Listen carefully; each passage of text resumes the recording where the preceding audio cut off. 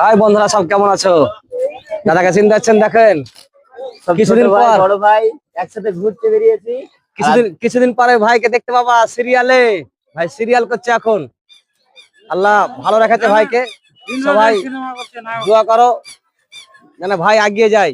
আমরা দোয়া করছি। অবশ্যই অবশ্যই পাশের গ্রামের ছেলে, আমরা দোয়া না করলে কে দোয়া করবে বলো দেখি? আর ব্যাপারটা হচ্ছে যে ছোট ভাইয়ের কাঁধের উপর এইভাবে বড় ভাইয়ের হাত থাকলে এমনি এমনি ছোট ভাই এগিয়ে যাবে।